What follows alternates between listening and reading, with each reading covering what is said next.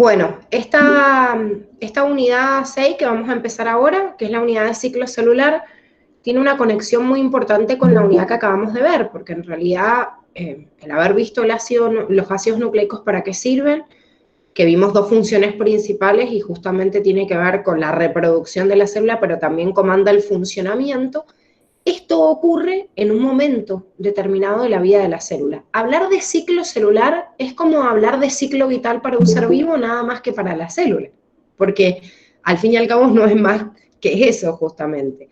Nosotros el ciclo vital lo vimos en la unidad 1. ¿Qué significaba el ciclo vital de cualquier ser vivo?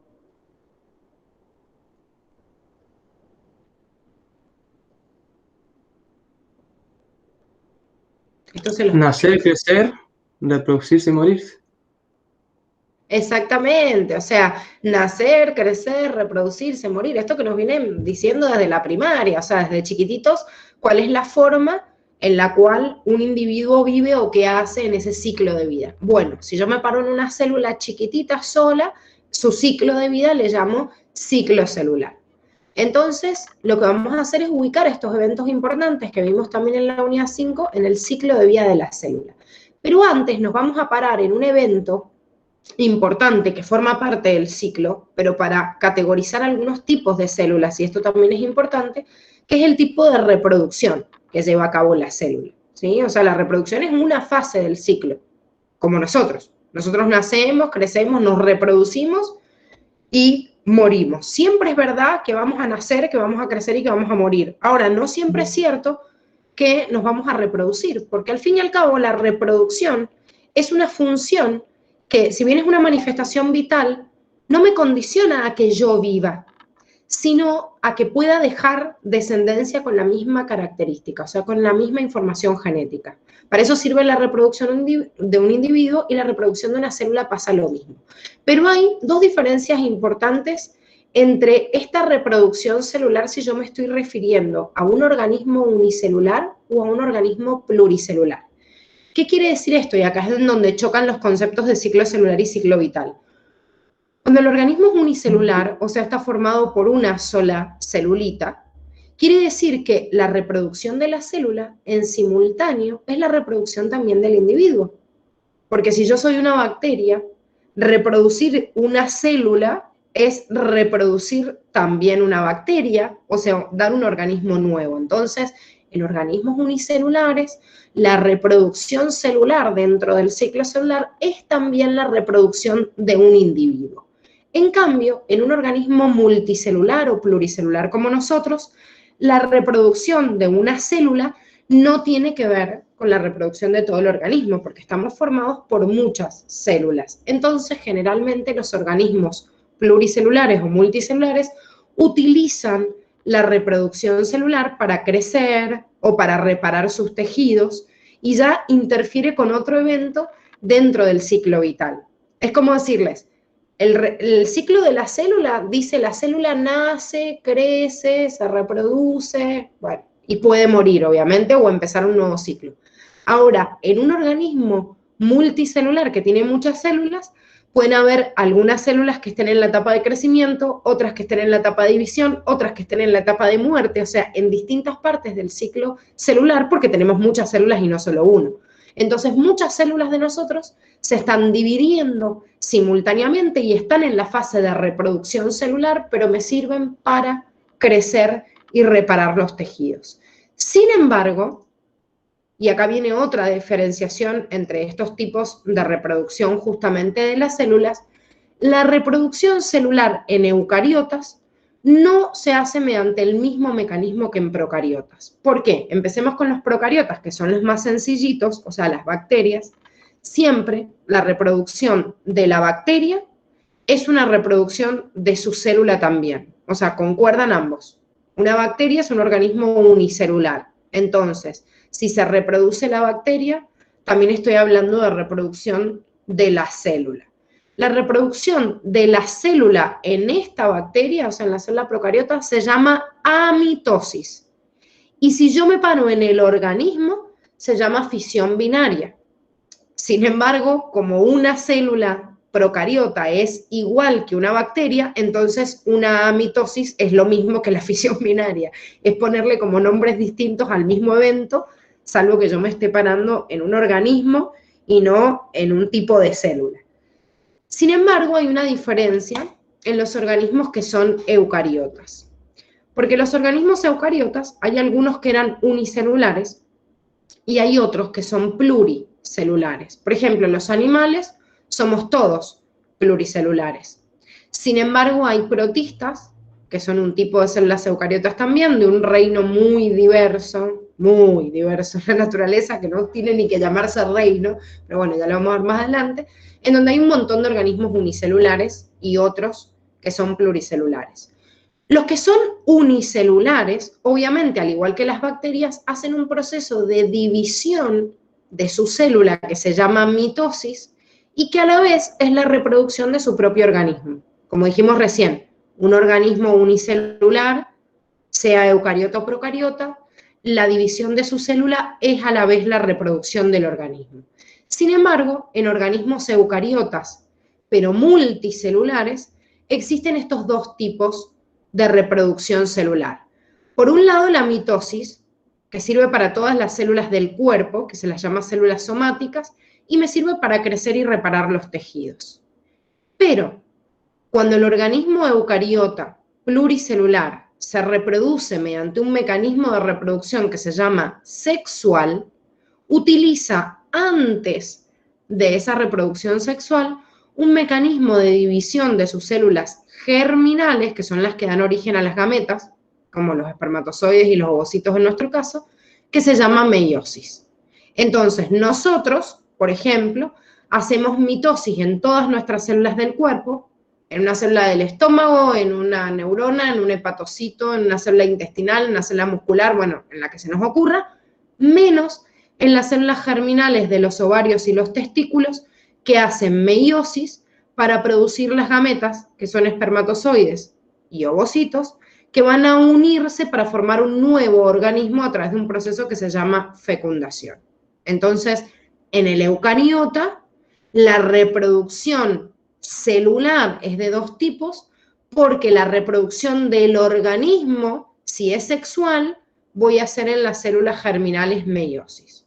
Ahora, para complejizar un poco más este tema, hay organismos multicelulares que, además de tener mecanismos de reproducción sexual, se pueden reproducir de forma asexual.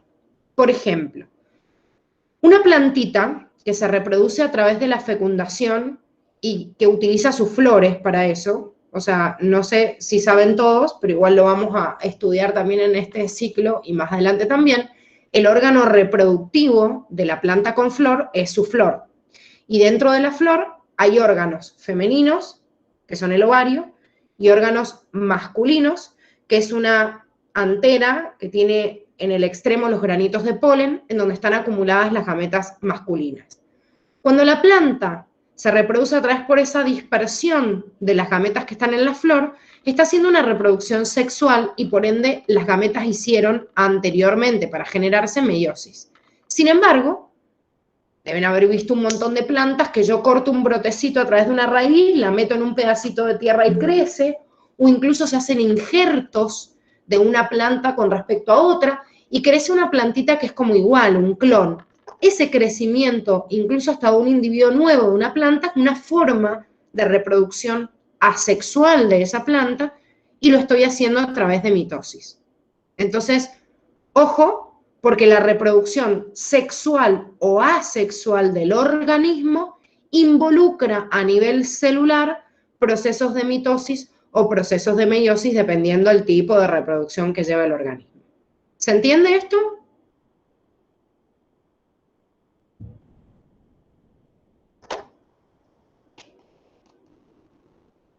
Sí. ¿Sí? Bien, perfecto. Entonces empecemos ahora con sencillamente esta forma de división que era la fisión binaria en procariotas, que lo único que yo tengo que saber es que el proceso de fisión binaria o amitosis en una célula procariota tiene que ver con la replicación primero del material genético, que recuerden, y esto lo vimos en la unidad pasada, que primero el ADN de la célula procariota es circular. Además de eso, forma un único cromosoma. Y ese cromosoma tenía un único origen de replicación, en el cual, a través de la fase de replicación del ADN, me daba 2 moléculas de ADN, como se ve acá, y después se parte el citoplasma y la pared celular de esta bacteria en 2 y chau. Esto es lo único que yo tengo que saber de fisión binaria o amitosis. Es un proceso de división celular bastante sencillo, en el cual hay una replicación de la molécula, obviamente, de ADN, es una solita, y una vez que la replico, divido citoplasma, divido pared y tengo 2 bacterias nuevas. En procariotas es bastante sencillo. Ahora, el proceso en eucariotas es un poco más complejo y antes de ver esta reproducción de la célula, en realidad lo que vamos a ver es todas las estructuras que yo necesito para formar ese aparato de división celular y además ver las etapas de lo que estábamos llamando recién ciclo vital de la célula, que se llama ciclo celular. Uno de los motivos por los cuales yo le llamo mitosis a la división en eucariotas y en procariotas lo llamo amitosis, a la división de células normal. Después se descubrió el proceso de meiosis, pero se definió en cuanto a la mitosis y amitosis en procariotas, es la formación de lo que se llama uso mitótico. ¿Qué es un uso mitótico? Un aparato celular formado por componentes microtubulares. Si se acuerdan, en célula, vimos que en la célula eucariota existía en el citoplasma una estructura que se llamaba citoesqueleto. Y el citoesqueleto es como toda una red de fibras, de sogas que van corriendo por adentro de la célula para enganchar las organelas, para permitir el movimiento y también en este caso para permitir la división celular. Y ese citoesqueleto tenía 3 tipos de fibras: los microfilamentos o filamentos de actina, los filamentos intermedios y los microtúbulos. Los microtúbulos del citoesqueleto de una célula eucariota ensamblan este aparato de división celular que se llama uso mitótico. Entonces, antes de empezar a ver este proceso de división, vamos a presentar este uso mitótico para que cuando se los nombremos más adelante ya sepan lo que es. La palabra uso mitótico también recibe el sinónimo de uso acromático, porque en realidad lo definieron en base al uso que ensambla a los cromosomas, y ya sea en la meiosis o en la mitosis, cada vez que les digan uso mitótico o uso acromático, están haciendo referencia de esto que estamos viendo acá. ¿Cómo se conforma este uso mitótico? Este uso mitótico sí o sí tiene que tener estas bandas grises que ustedes están viendo acá, que son haces de microtúbulos que forman justamente este uso mitótico. En todas las células eucariotas, y me río cuando digo todas porque siempre hay excepciones en biología, pero virtualmente en todas las células eucariotas hay fibras de microtúbulos que enganchan a los cromosomas, que están graficados acá como estas formitas así de X, que ya los hemos visto, que es la molécula de ADN que está compactada ya con todas sus histonas y enganchada con esta fibra, a través de unas proteínas que se pegaban cerca del centrómero del cromosoma, que se llaman cinetocoro. Las fibras del uso mitótico, que es lo que se ve acá en gris, se enganchan en este cinetocoro, que es una proteína que está a la altura del centrómero y que me ayuda a enganchar a todos los cromosomas cuando la célula se va a dividir. Entonces, cada uno de estos cromosomas que se ven acá reciben como estas agujitas que se les incrustan y que son fibras del uso mitótico. Estas fibras del uso mitótico pueden ser de 2 tipos. Se les llama polares a fibras que van desde un polo de la célula, o sea, desde un extremo hacia el otro. Y se les llama fibras cinetocóricas a aquellas que van desde un polo de la célula a engancharse justamente en este cinetocoro del cromosoma.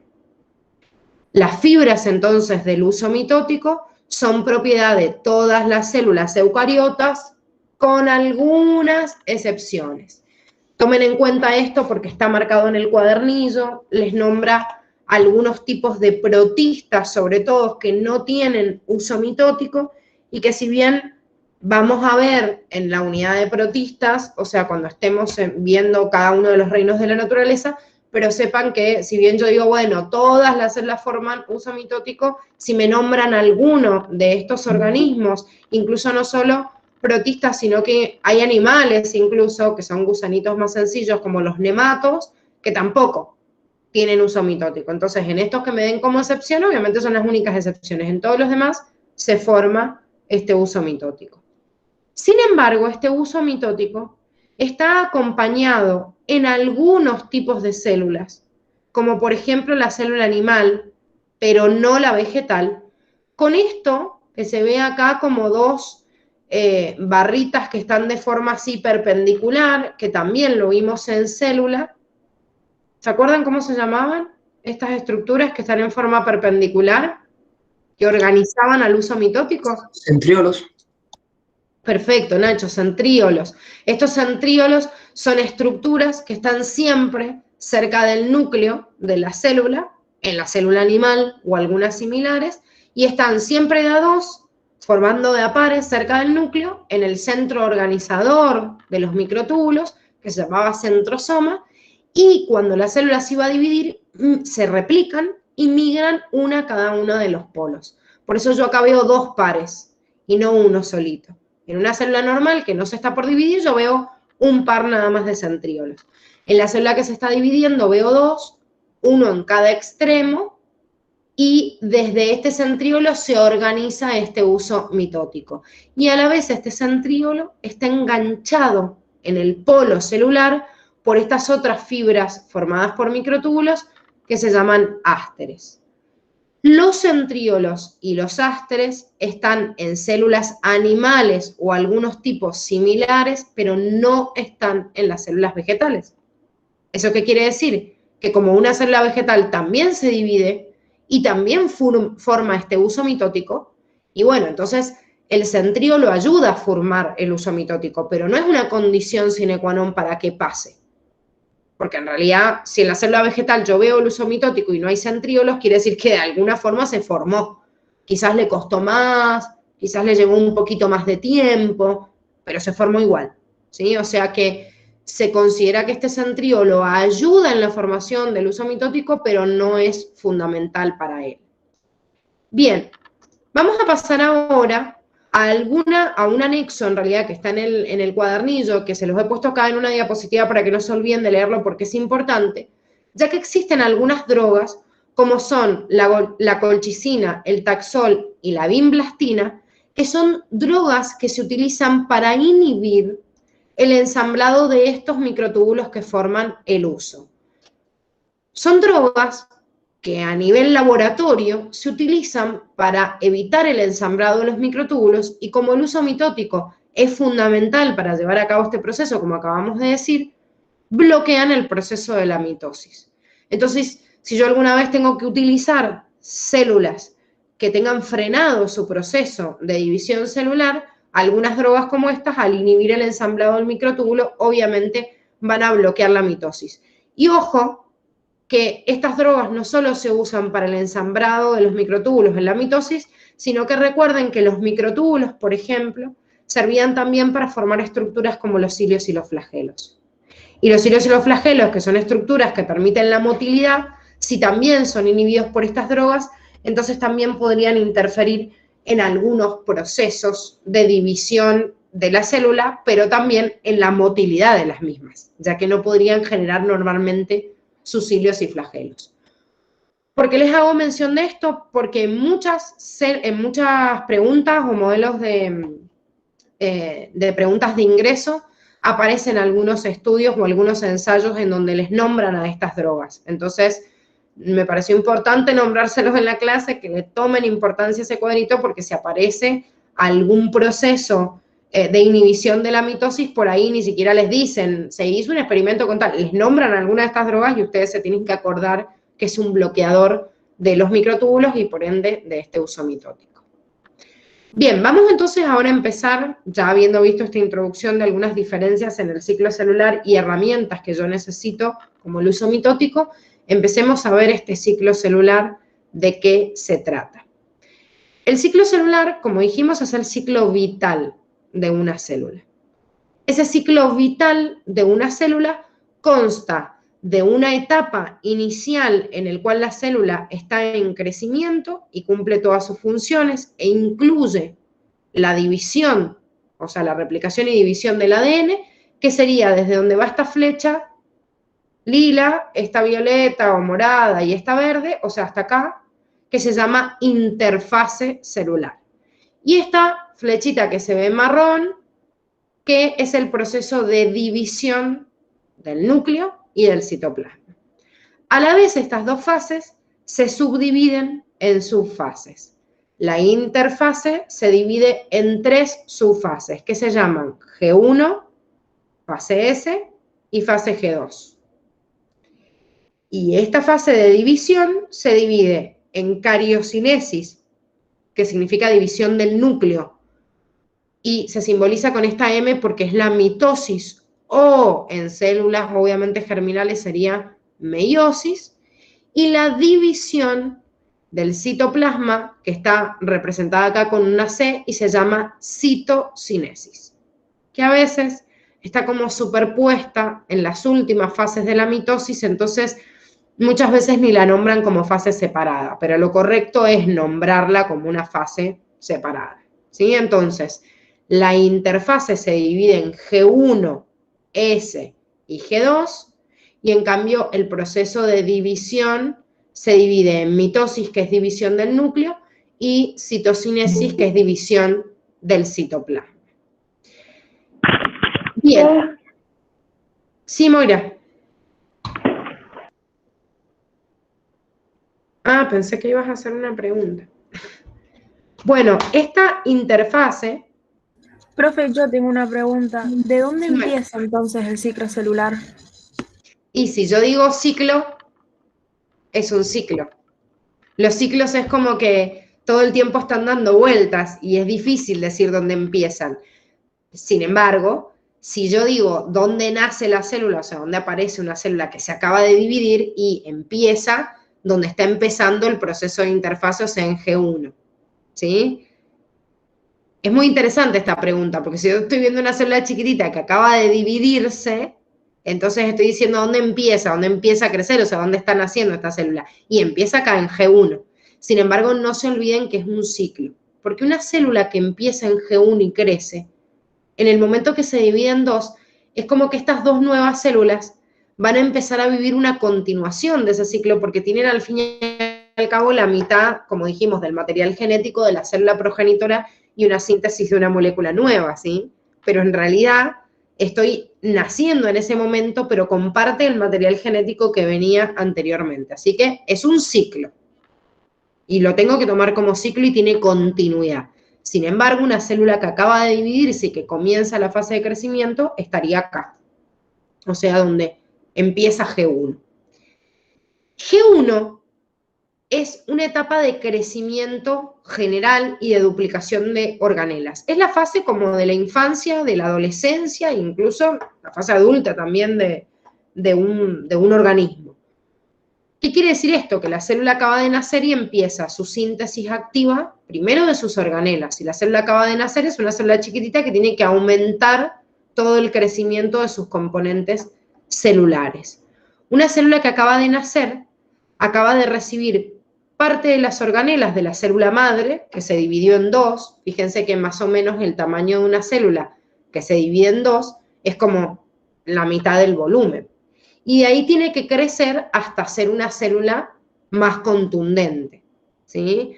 Crece el interior de su citoplasma. Si ustedes se acuerdan, en la unidad 1 vimos este concepto de crecimiento. Bueno, había un crecimiento en el tamaño de la célula que se llamaba hipertrofia. Esa hipertrofia tiene que ver con absorber nutrientes del medio, replicar, por ejemplo, organelas como mitocondrias y cloroplastos, si es una célula obviamente que hace fotosíntesis, porque la mitocondria y el cloroplasto, recuerden que tenía ADN propio, entonces hacen autorreplicación, ¿sí? Se dividen por ellas mismas. Pero esta célula tiene que tener todo su aparato de Golgi, su retículo endoplasmático, sintetizar todos sus lisosomas, sus peroxisomas, o sea, acaba de nacer y está creando todas sus organelas. No solo eso, sino que el funcionamiento de la célula que cumple justamente una función específica o en un tejido o dentro de un organismo, está activa en esta fase. Eso quiere decir que dentro de lo que nosotros vimos en la unidad pasada, el proceso de replicación es un proceso que me marca la división y que está posterior en el ciclo celular. Pero la transcripción y la traducción para llevar a cabo el proceso de síntesis proteica está activo acá, en G1. O sea, G1 es el momento en el cual el ADN está disponible para que se copie toda la información que yo necesito y haga transcripción y traducción de todas las proteínas que yo necesito. La fase activa, entonces, de crecimiento y de funcionamiento de esta célula está en G1. Hay células que pueden estar toda la vida en G1. Es más, tienen un desvío acá, que en otra gráfica de acá más adelante lo van a ver mejor, tienen un desvío de este mismo ciclo de G1 que se llama fase G0. La fase G0 es como un momento en pausa en el ciclo celular y la célula sigue replicando toda, o sea, transcribiendo todo su material genético ARN y sintetizando proteínas para llevar a cabo su funcionamiento. Es como decirles, no sé, una célula del páncreas, una célula beta, o sea, de los islotes de Langerhans beta del páncreas, tiene como función secretar insulina y exportarla. Y obviamente, o sea, forma parte del páncreas y de su parénquima pancreático, pero todo el tiempo está sintetizando insulina. Bueno, la fase G1 de esa célula del páncreas es estar activa en la transcripción y en la traducción de esta insulina que la empaqueta, la saca por exocitosis hacia la circulación para darle insulina a todo el organismo. Y cumplir esa función es parte del funcionamiento de un tejido, en el funcionamiento que está cumpliendo esa célula y que siempre está activa en transcripción y traducción porque está en G1. Ahora, en un determinado momento, si esa célula recibe la señal para dividirse, no para crecer ella, que es lo que yo les decía acá, por ejemplo, para hacer hipertrofia, sino para hacer hiperplasia, o sea, crecimiento del tejido en sí o del organismo, porque se va a dividir, entonces recibe la señal para replicar su ADN. No puedo hacer mitosis o meiosis si primero no repliqué el ADN. No puedo dividir una célula en dos si antes no genero una copia del material genético. Pues si no, la célula que nace de ella y no tiene el material genético no puede cumplir su función. La fase S es la fase dentro de la interfase en donde yo hago una copia del material genético. Replico en dos el ADN. ¿Cómo? Y mediante el mecanismo de replicación del ADN que vimos en la unidad 5. Una vez que yo replico el ADN en la fase S, genero todo el ensamblado del aparato mitótico, incluido lo que estábamos viendo recién, el ensamblado del uso mitótico, la formación de cada una de las hebras, la replicación del centríolo si lo hay, la formación de los astres, la condensación del material genético, o sea, que pase de cromatina a cromosoma, que se ensamblen con el uso, todo eso se arma en G2.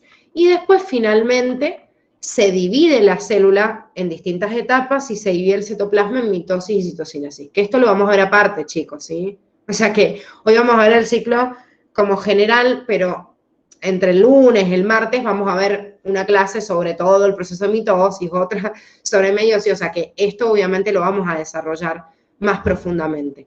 Pero lo que tengo que saber es que en toda la interfase, este es el crecimiento de la célula y el funcionamiento, transcripción y traducción activa. Si la célula recibe la señal para dividirse, replica su ADN, y si replica su ADN, entra en la preparación de la célula para la fase de división en G2 para entrar en mitosis y en citocinesis. ¿Hasta acá vamos bien? Sí, profe, una pregunta. O sea, ¿cuál va a ser la señal que va a recibir la célula para replicarse? Eso vemos ahora. La regulación del ciclo. Sí, sí, sí. Y es bastante complejo. Esas son las señales que, ahora vamos a ver las señales que va a recibir para decirle a la célula, bueno, ¿qué hago? ¿Me quedo en G1 eternamente? ¿Replico mi ADN? ¿Me divido? ¿No me divido? A eso nos abocamos justamente en la clase de hoy. Primero que nada, tengo que saber que la duración del ciclo, o sea, la duración de esto, depende del tipo celular. Vieron que si yo digo, a ver, ¿cuál es el ciclo vital de un ser humano? ¿Ustedes qué me dicen? ¿Cuánto dura la vida de un ser humano? Y va a depender del ser humano. Bien, perfecto. Primero va a depender del ser humano. Sin embargo, estadísticamente, si bien depende del ser humano, yo tengo una estadística de la probabilidad o el promedio de vida de un ser humano. Y yo digo, miren, hace un montón de años atrás, el promedio de vida de un individuo era de 40 años, pero ahora quizás llego a vivir, no sé, 70 o 80, ¿sí? Ese es el promedio de vida de justamente del ser humano. Sin embargo, el promedio de vida de las células también se saca estadísticamente. O sea que hay células que pueden durar horas, un día u otras años, dependiendo del tipo de célula del cual se trate. De acuerdo a eso, las vamos a clasificar en 3. Hay células que tienen una elevada tasa de replicación, entonces su ciclo celular es chiquito. Si tiene una tasa elevada de replicación y se replican rápidamente, quiere decir que su ciclo de vida es cortito. Hay células que viven horas.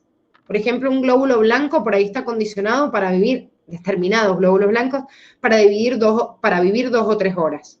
O los glóbulos rojos, por ejemplo, acá, que tienen como ejemplo, el glóbulo rojo es una célula que tiene un promedio de vida de 120 días, que de hecho se origina de una célula en la médula que se llama eritroblasto y pierde el núcleo, como ya sabemos, es una célula nucleada. Entonces, el glóbulo rojo o eritrocito que está en la circulación, es una célula que tiene un promedio de vida de 120 días.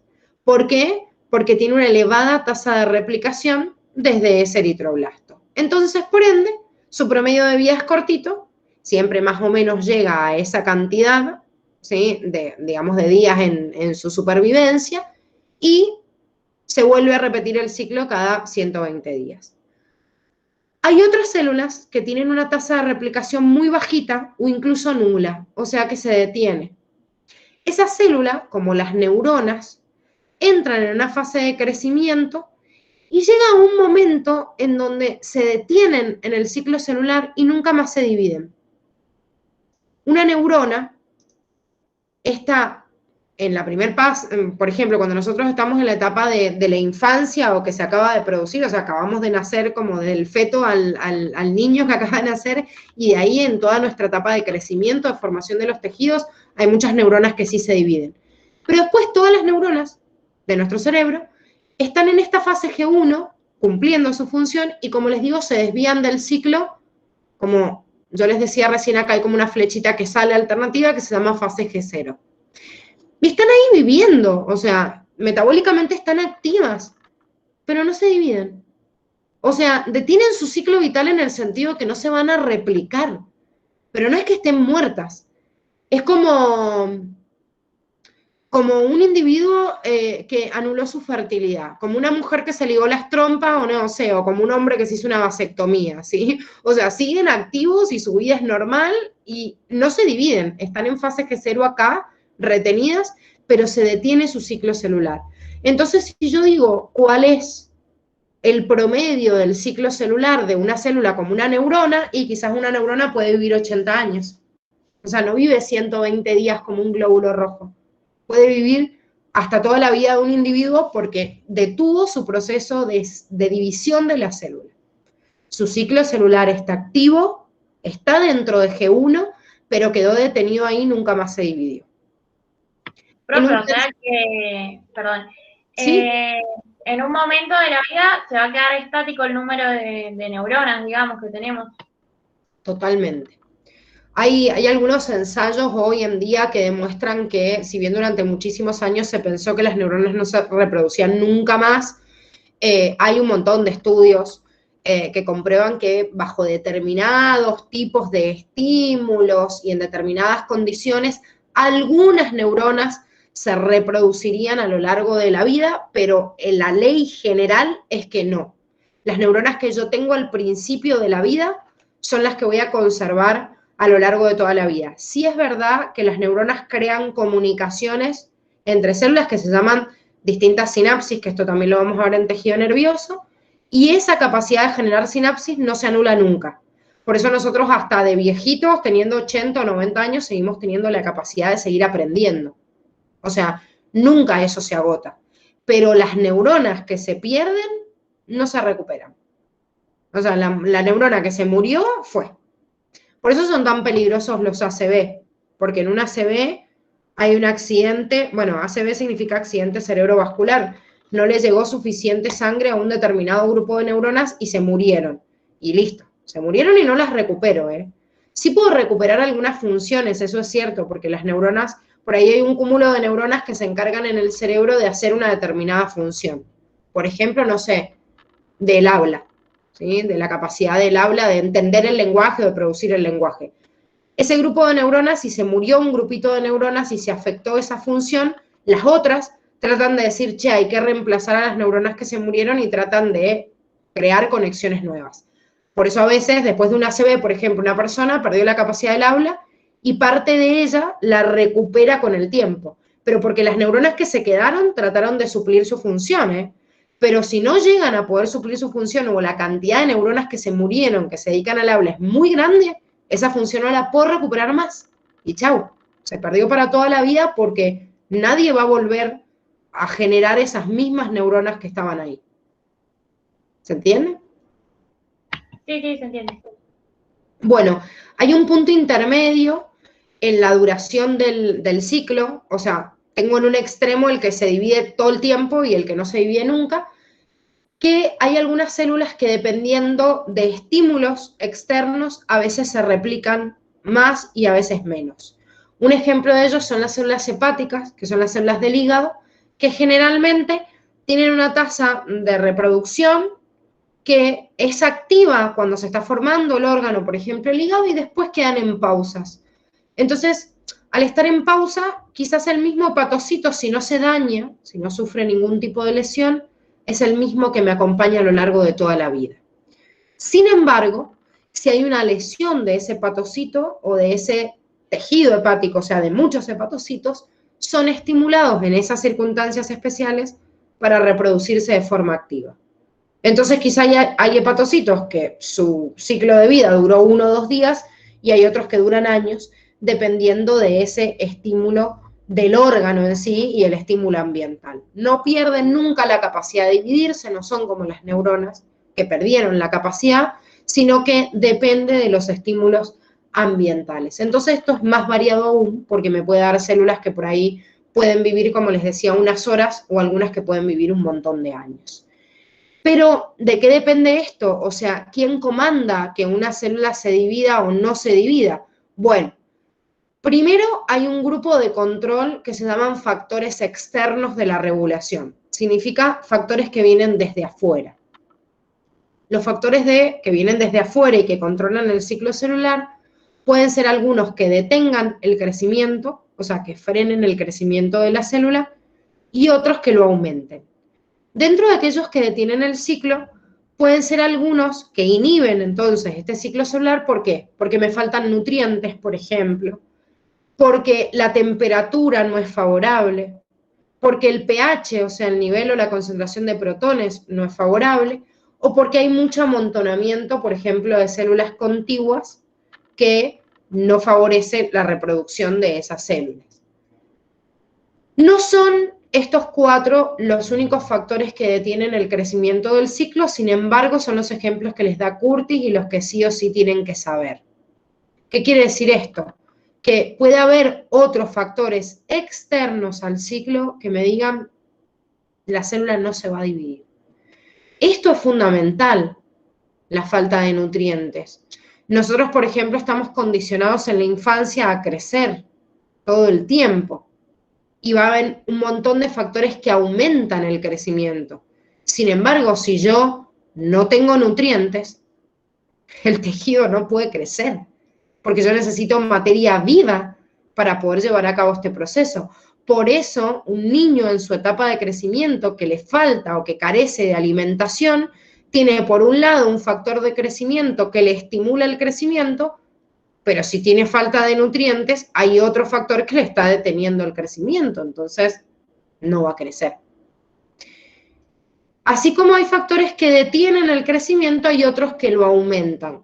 ¿Cuáles favorecen el aumento de este crecimiento? Determinadas hormonas o grupos proteicos que se llaman factores de crecimiento. El ejemplo que yo les puse recién, por ejemplo, en un niño que está en su fase de crecimiento, tiene hormonas como la hormona de crecimiento, justamente se llama así, como las hormonas sexuales, o sea, testosterona, estrógeno, progesterona. Incluso hay otras hormonas que favorecen el crecimiento de tejidos, como por ejemplo las hormonas tiroideas. Dentro de los factores de crecimiento, en esta unidad, el Curtis les da 3 ejemplos. Se los he citado acá porque son importantes. ¿Son los únicos 3 que existen? No, chicos, hay un montón, miles y miles más, que algunos los vamos a ir incorporando a lo largo de las unidades. Pero ponemos como ejemplo estos 3 factores de crecimiento. Por ejemplo, las plaquetas, que son un tipo de fragmentos celulares que están en la sangre y forman parte de los elementos formes de la sangre, secretan un factor de crecimiento que se llama factor de crecimiento derivado de plaquetas. Las plaquetas son fragmentos en realidad celulares o elementos formes que se encargan del proceso de coagulación en la sangre. O sea, cuando yo tengo una herida, la plaqueta trata de cerrar esa herida y fomentar en realidad la reparación de ese tejido.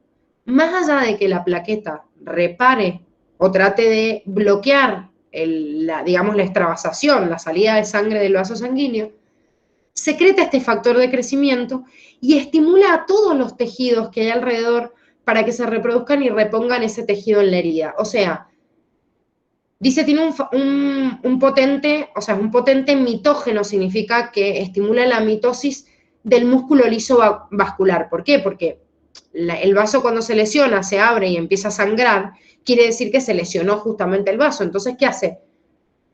Potencia la mitosis de las células que forman el vaso sanguíneo. Pero también, por eso dice, estimula la curación de la herida, fomenta el crecimiento de las células de todos los tejidos, porque cuando yo me abro una herida rompo un montón de tejidos. La epidermis, que sería lo que yo tengo más superficial, después toda una capa de tejido abajo que se llama tejido conectivo, el tejido muscular del vaso sanguíneo, bueno, un montón de tejidos que vamos a ver en la unidad de tejidos, ¿sí? Que recién es la unidad 16, o sea que nos falta un poquito. Pero todos esos tejidos que se rompieron y bueno, la plaqueta, ¿qué hace? Trata de estimular la mitosis de todas esas células para que se reponga el lugar en donde se lesionaron esas células. Entonces, este factor aumenta la división de las células, o sea, aumenta la velocidad del ciclo celular de esas células. Otro ejemplo, liberado por otras células de la sangre, pero que en este caso no son las plaquetas, sino los glóbulos blancos o leucocitos, son las interleucinas. Las interleucinas o interleuquinas, depende cómo hagan la traducción, son células que estimulan el crecimiento de células del sistema inmune ante determinados estímulos que están afectando justamente el equilibrio de la inmunidad del organismo. Por ejemplo, entra un bicho al organismo, llámese bicho, un virus, una bacteria, un hongo, lo que fuera, la célula del sistema inmune, o sea, el leucocito que detecta el ingreso de este factor anómalo, llama a las otras células del sistema inmune, a todas las otras células, a que se empiecen a dividir y a estimular para poder servirme como mecanismo de defensa ante el ingreso de ese agente patógeno. Hay muchos tipos de interleuquinas. Esto lo vamos a ver en inmunitario, ¿sí? O sea, el sistema inmune. Está la interleuquina 1, la interleuquina 2, la interleuquina 6, la 12, la citoquina. O sea, van a haber un montón de mediadores dentro de este grupo que vamos a ver a cada uno de ellos que median el crecimiento en estas células específicas que serían las células del sistema inmune. Otro ejemplo que les pone Curtis en esta parte es un factor de crecimiento que también es una hormona porque se libera en sangre, que la libera el riñón y se llama eritropoyetina. La eritropoyetina es una hormona que estimula la eritropoyesis. ¿Qué significa la eritropoyesis? La formación de eritrocitos. Cuando el riñón detecta que hay poca sangre, ¿qué significa que detecta que hay poca sangre? Y, por ejemplo, nosotros tenemos una hemorragia, nos hicimos una herida profunda y se está perdiendo mucha sangre. Bueno, El riñón detecta una baja de presión en la sangre, porque filtra la sangre para producir obviamente la orina, detecta una baja en la sangre y cuando hay poquitos glóbulos rojos dice, no, pará. Es como que lee una amenaza de anemia. No tengo suficientes glóbulos rojos, me va a faltar oxígeno en los tejidos, libera este factor de crecimiento que se va a la médula ósea y estimula la división celular, o sea, la estimulación del ciclo celular para producir más eritrocitos. Como les dije recién, chicos, son 3 ejemplos de miles, ¿sí? La idea es que entiendan el mecanismo de regulación externa que puede haber en un ciclo celular. Ejemplos vamos a ver a montones en cada una de las unidades. O sea que si no termino de entender esto, no se preocupen porque cada uno de estos los vamos a ver en una unidad distinta. O sea, estos factores de crecimiento los vamos a ver en la unidad de circulatorio, esto en inmune, esto en renal, y así vamos a ver un montón de otros factores de crecimiento en otras unidades u hormonas que producen esto. ¿Qué es lo que yo tengo que entender? Que hay factores de afuera y hay factores de adentro que me pueden regular la detección, o sea, la detención del crecimiento o el aumento. Todos estos que estamos nombrando son externos porque están fuera de el mismo, o sea, de la misma célula. Vienen de afuera los estímulos. Ahora, lo que vamos a ver ahora es cuáles son los estímulos que vienen de adentro, o sea, el control interno de este proceso. Este control interno de adentro de cada una de las células, no que viene de afuera, sino que se genera adentro, es un complejo de 2 proteínas que se llaman CDK-ciclinas. El complejo de CDK-ciclina es algo así como un acoplamiento de un Pinky cerebro. ¿Vieron alguna vez Pinky cerebro?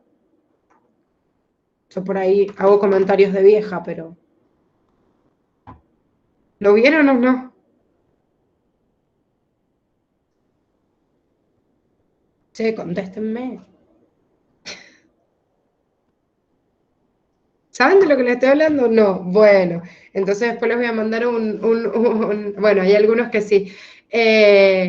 Pinky y Cerebro eran 2 ratoncitos. Cerebro era aquel que ideaba un montón de planes para conquistar el mundo, y era el que ideaba todas las ideas, y Pinky era medio tonto y nada más ejecutaba el plan. Es como tipo el obrerito que ejecuta lo que le está diciendo el otro, pero no es el que piensa y arma el plan. Bueno, es como si la ciclina fuera cerebro y CDK, ¿sí? Es un Pinky, ¿sí? O sea, es una quinasa, un tipo de proteína que depende de la ciclina. CDK significa quinasa dependiente de ciclina. La CDK, si no le da una orden a la ciclina, no hace nada, no sabe qué hacer. Entonces, esta subunidad reguladora, que es el cerebrito del grupo, la ciclina, está aumentada o disminuida en el interior de cada una de las células dependiendo la fase del ciclo celular en la cual yo me encuentro, ¿sí? Me comanda que la célula esté en G1, que esté en S, que entre al proceso de división celular, o sea, mitosis, que vuelva a iniciar un ciclo o no. Ahora vamos a ver qué tipos hay, obviamente. Pero esta es la que varía su concentración dependiendo el momento del ciclo en el cual se trate, pero ejecuta su plan siempre y cuando se una con una CDK. La CDK, o quinasa dependiente de ciclina, es la subunidad catalítica. Significa la que lleva a cabo el proceso o la acción de ejecutar el paso de una fase de un ciclo a otro. Lo que hace esta quinasa, como toda quinasa, acuérdense que la terminación asa siempre me hace referencia a una enzima. La quinasa es una enzima que transfiere grupos de fosfato. ¿Qué hace la quinasa? Rompe ATP, que ya sabemos que el ATP, al romperlo, libera energía, y esta CDK utiliza la energía del ATP y el grupito fosfato para fosforilar, significa agregarle un fósforo a determinados tipos de proteínas, para que desencadenen la formación de una fase siguiente. O sea, hago cambios conformacionales a través de la adición de este fosfato para que al cambiar la conformación de esta proteína me dé una señal para llevar a cabo el paso de una etapa a la otra. Esto de las fosforilaciones lo hemos visto. Si ustedes se acuerdan, en permeabilidad celular vimos que algunas bombas como la bomba de ATP sintetasa, o la bomba de sodio y potasio, ¿sí? Que es una ATPasa y no una ATP sintetasa, al unir el grupo fosfato, cambiaban la conformación y llevan a cabo un proceso, o sea, un funcionamiento distinto. Por ejemplo, en la bomba de sodio y potasio, el unir el fosfato del ATP hacía que cambie la conformación y ahora en vez de ser afín a unir al sodio, se unía al potasio. Bueno, esta fosforilación de una proteína que le cambia su función es lo mismo que pasa con esta CDK. La CDK fosforila una determinada proteína y esta proteína me genera una cadena de señales en el interior de la célula y hace que se pase de una fase del ciclo a la otra. Existen 4 grupos de ciclinas y CDK. Estos 4 grupos de complejos CDK-ciclina se llaman CDK-ciclina G1, CDK-ciclina G1/S, CDK-ciclina S y CDK-ciclina M.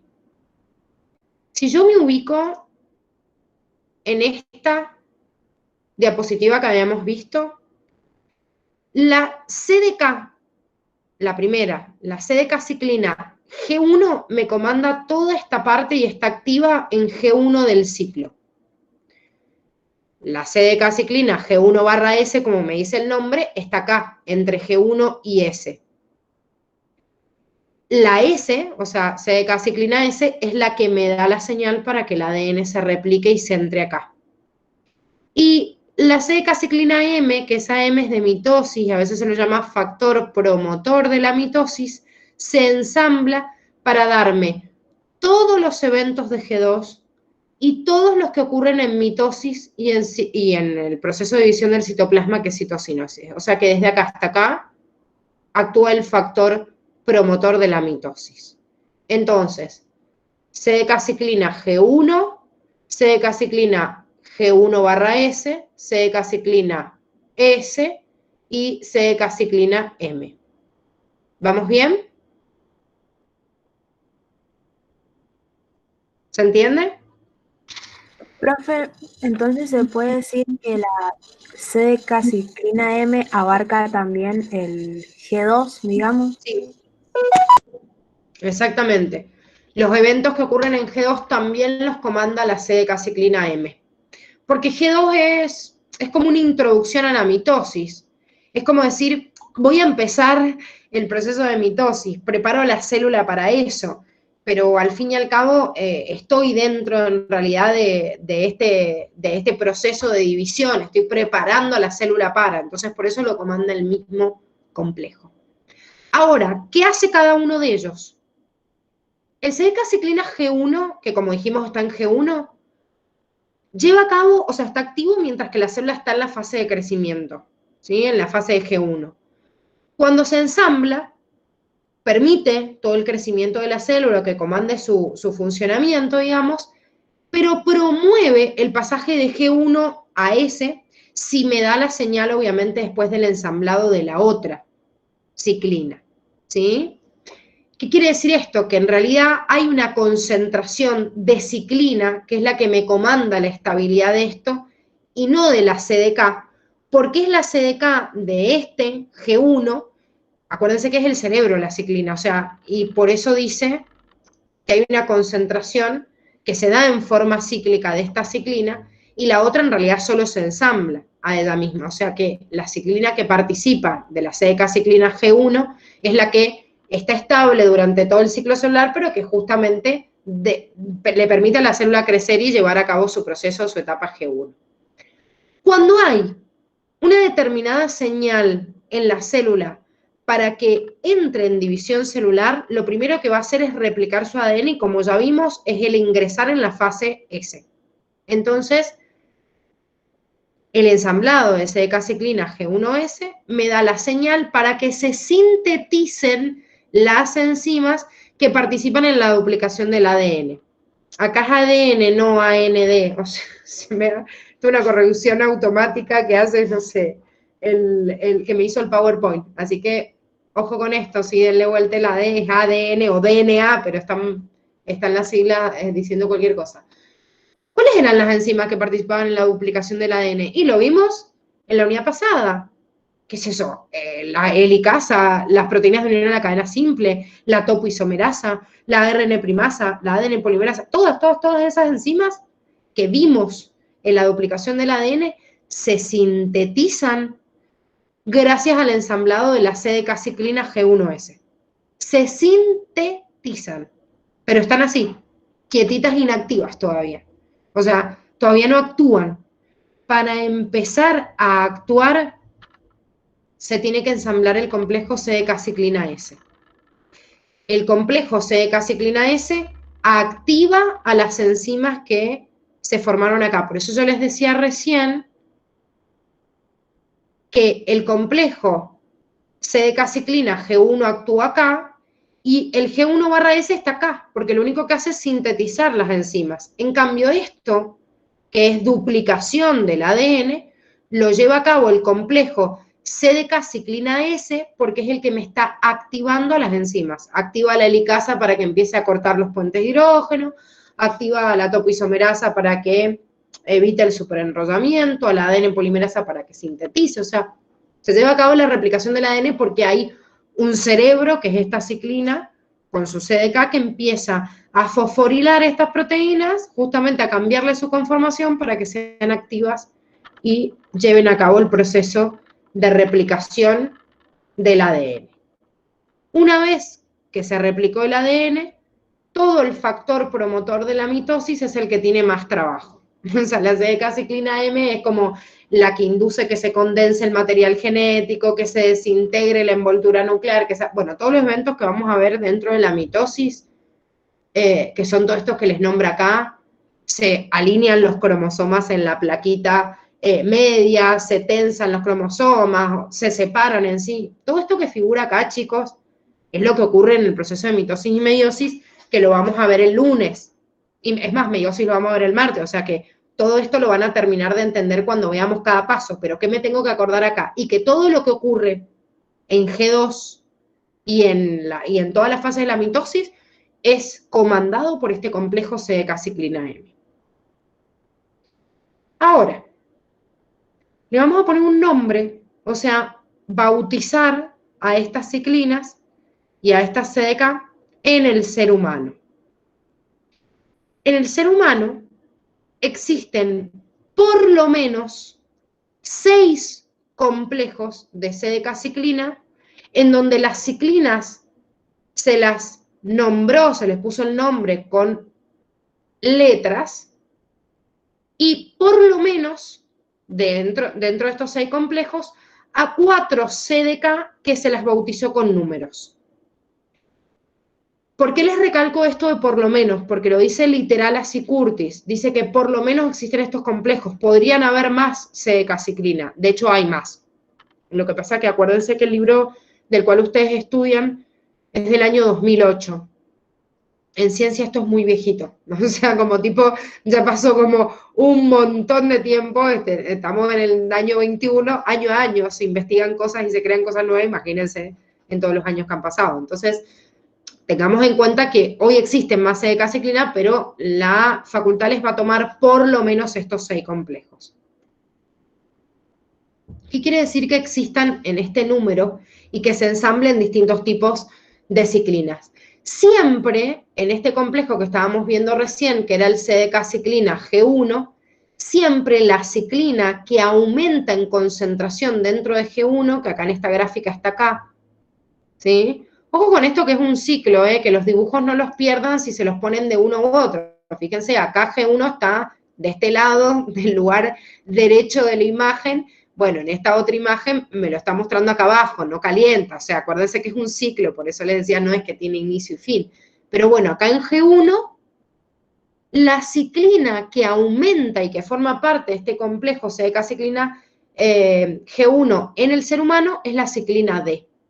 Es esta que se ve acá. La ciclina D forma el complejo en el ser humano, el complejo CDK-ciclina G1, con 2 tipos distintos de CDK. O sea, puedo tener una o la otra, que sería la CDK4 o la CDK6. Y o Y O quiere decir que puedo encontrar uno, o el otro, o los dos, no importa. O sea, lo que me comanda toda la fase de armado de CDK-ciclina G1 es la presencia de la ciclina D. Pero la ciclina D, o sea, el cerebro, que es la ciclina D, usa como obreritos para ejecutar su función en esta primera etapa del ciclo, tanto con la CDK4 como la CDK6. O sea, la CDK4 y la CDK6 pueden cualquiera de ellas dos cumplir la función de formar parte del complejo CDK-ciclina G1. Profe. Sí. O sea que dentro de la CDK-ciclina G1 se pueden clasificar también los otros tipos. Claro, en ejemplos del ser humano. Estos son ejemplos del ser humano. O sea, en todas las especies, todos los CDK-ciclinas que se arma acá se llaman CDK-ciclina G1. Lo que estamos haciendo acá es poniéndole un nombre al tipo de CDK-ciclina específica en el ser humano. O sea, son ejemplos de este complejo en esta especie. ¿Se entiende? Sí, profe, gracias. Bien, no, nada. Bueno, fíjense entonces que son dos complejos acá. Sí, ciclina D con CDK4 o ciclina D con CDK6, que son los dos dibujitos que veo acá. Dentro del complejo CDK-ciclina G1S, la ciclina que participa en el ser humano siempre es la E. Y siempre se une con la CDK2. O sea que es un solo complejo. Por lo menos. ¿Sí? O sea, por lo menos, dentro de lo que habíamos dicho, es solo un solo complejo. Entonces, este complejo en el ser humano, que es CDK2 y ciclina E, es el que sintetiza las enzimas para la replicación. Lo que dijimos recién, sintetiza la ADN polimerasa, sintetiza la L-casa, bueno, todas las enzimas que vimos en la replicación.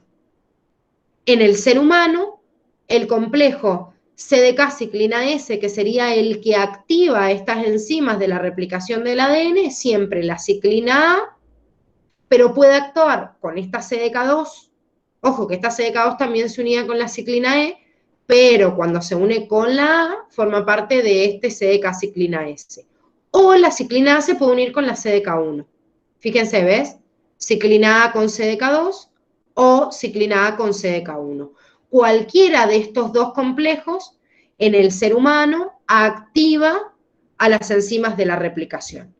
Y por último, el factor promotor de la mitosis o CDK-ciclina M que nombramos recién, en el ser humano es la ciclina B con la CDK1. Ojo también, esta CDK1, fíjense que forma un complejo con la A, pero es parte de este, pero si lo forma con la B, que es este solito que yo veo acá, factor promotor de la mitosis, es la CDK1 con la ciclina B. ¿Se entiende esto? Voy a mandarles un dibujo. ¿Se entiende este control y los ejemplos en el ser humano? Sí, profe.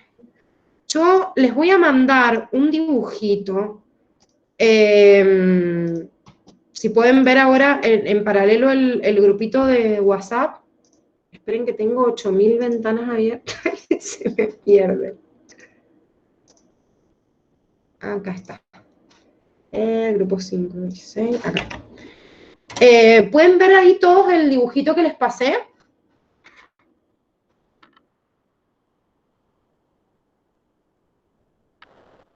Sí, profe. Sí, bien. Bueno, eso que están viendo ahí es una concentración de las ciclinas a lo largo de todo el ciclo celular.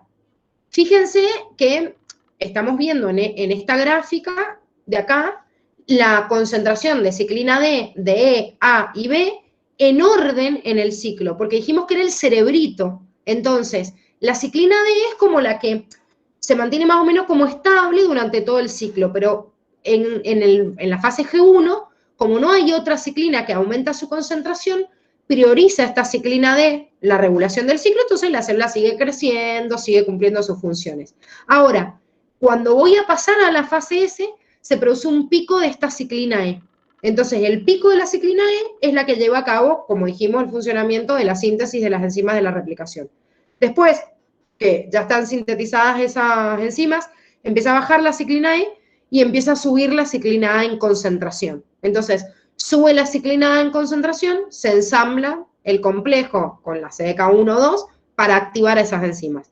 Y después en el factor promotor de la mitosis sube esta concentración de la ciclina B. O sea, ese dibujito que yo les acabo de pasar les ayuda a entender por qué un complejo se arma en una parte de un ciclo o en el otro, porque varían las concentraciones de cada una de estas ciclinas dependiendo la fase del ciclo en la cual se esté. ¿Se entiende? Profe, o sea que ciclina B va a haber en todo el ciclo. ¿De? Claro, la que se ve en rojo, que está como la misma concentración. Sí, sí. O sea que mientras se van uniendo las otras, esa siempre va a estar. Sí, está, pero no prioriza su función, porque por eso está bueno el grafiquito ese, porque si vos te fijas en el único momento donde la ciclina D le gana, digamos, a la concentración de las otras, es en la fase G1. En cambio, en cualquiera de los otros momentos en donde se produzca un pico, ya sea la ciclina E de la A o la B, es como que la D queda por debajo. Entonces prioriza como la función del ensamblado de las otras. Pero sí, obviamente, si yo analizo, o sea, si combino y veo la concentración de estas enzimas, digamos, en la célula, voy a encontrar ese complejo con la ciclina D también. Es como que siempre se mantiene como en una lineecita. Ah, bien, ahí entendí. Saben que hay hay otros dibujitos en donde me muestra de otras formas, en vez de con el nombre en el ser humano, con el nombre general. Ahí les paso otro ejemplo, que en realidad me lo expresa, digamos, en la concentración de cualquier tipo de ciclina, pero si ustedes se fijan, las curvas son iguales. O sea, en el otro le han puesto el nombre, en realidad, particularmente de la ciclina que se forma en el ser humano que lleva este nombre. Pero al fin y al cabo los bloques de CDK-ciclina varían con esta concentración a lo largo del ciclo celular. Y es lo que me ayuda a entender que se esté pasando justamente de una fase a la otra. ¿Se entiende?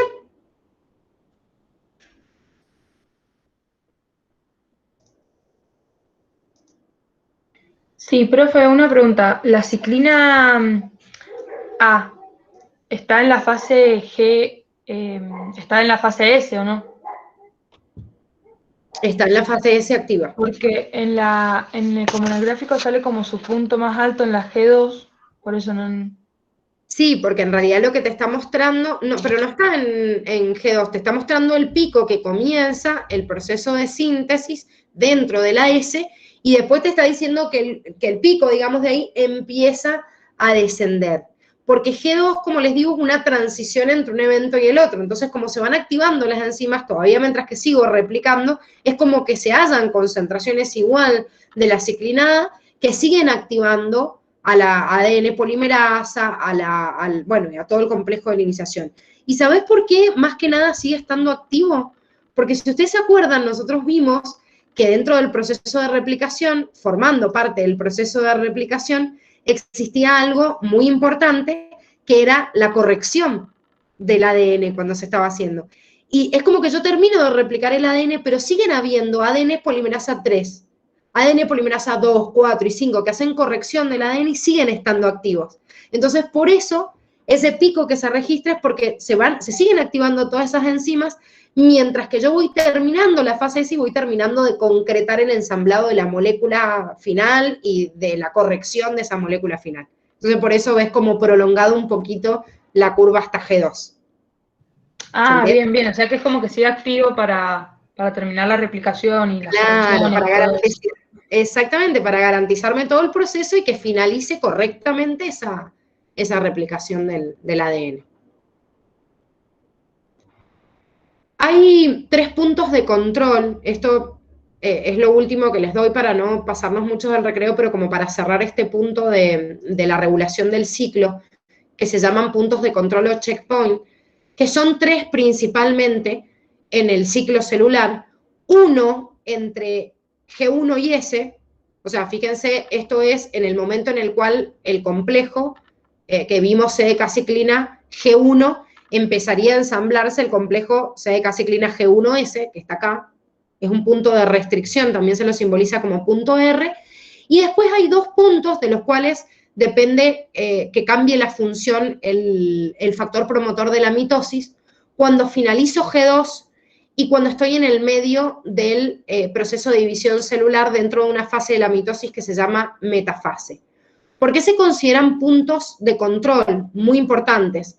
Porque en estos puntos el ciclo celular se detiene, hace un chequeo de todo lo que tiene, y si hay algo mal, primero que nada, si hay algo mal que yo no lo puedo reparar, mando a la célula a matar a una muerte celular programada que se llama apoptosis, que también la vamos a ver en la clase que viene, antes de continuar.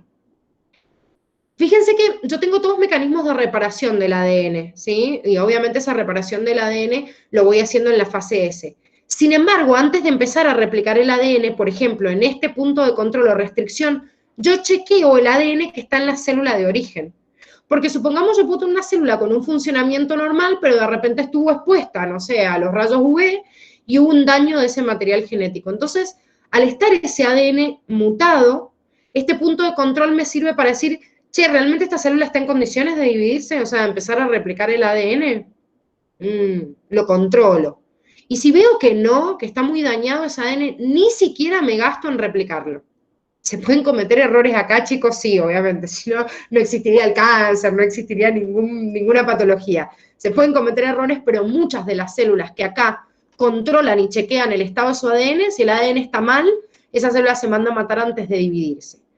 Acá este punto de control al finalizar G2, fíjense que acá ya terminó la replicación del ADN y yo hice todos los procesos de corrección del ADN. Pero además de eso, en G2 voy a formar el uso mitótico o empiezo a ensamblar todo el aparato mitótico. Entonces, este punto de control me sirve para chequear dos cosas: el estado del ADN recién replicado y el ensamblado del aparato mitótico. También, si hay algo que falla acá, detengo la célula y antes de mandar la mitosis la mando a matar. Y este tercer punto también es muy importante porque la metafase, como vamos a ver, es una etapa en la cual yo chequeo que los cromosomas estén alineados en un polo medio de la célula antes que peguen el tirón y se dividan en su ADN para cada una de las células hijas. Entonces también ahí tengo un punto de control porque si hay algo, por ejemplo, se replicó bien el ADN, viene todo bien, se armó el aparato mitótico, pero hay uno de esas fibras del uso mitótico que no me alineó bien el cromosoma y yo tengo riesgo de que se divida mal el cromosoma y al dividirse mal a una le quede más ADN que al otro. Entonces, también controlo acá y si esto hay algo que falla, también mando a matar a la célula. ¿Sí? Entonces, estos puntos de control no son los únicos que existen, pero sí son los tres que me marca Curtis como importantes puntos de restricción, de chequeo y si no mando a apoptosis. Y el fallo de estos puntos de control muchas veces genera células anómalas. De hecho, las células cancerígenas son células que muchas veces tienen fallas en cualquiera de estos puntos de control. Ya sea que el punto de control se ignora y dice la célula, ah, bueno, listo, paso de largo, no me importa si está fallado o no y sigo dando vueltas en el ciclo celular, o ya sea que en este punto de control hay una detención y siempre se manda a matar, entonces no desarrolla un cáncer, sino otros tipos de patologías en los cuales se frena el proceso de recuperación de una célula por división celular. El lunes van a seguir viendo, bueno, depende quién, hay unos que siguen conmigo y otros con la Dani, pero vamos a seguir viendo desde acá justamente, desde los puntos de control que se arman, y un ejemplo de ellos que me da el libro, es un punto que también me nombró en la unidad de ácidos nucleicos, que es un gen particular que se llama gen P53. Y en base a él, ver uno de los controles que hay cuando el ADN está dañado acá, en este punto de control que se llama punto de restricción OR. ¿Sí? Un ejemplo. Bueno, chicos, ¿dudas?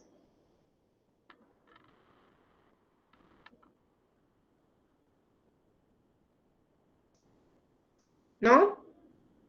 Sí, tal vez. No, profe. Bueno, sepan igual que el lunes vamos a continuar desde acá, como les digo, así que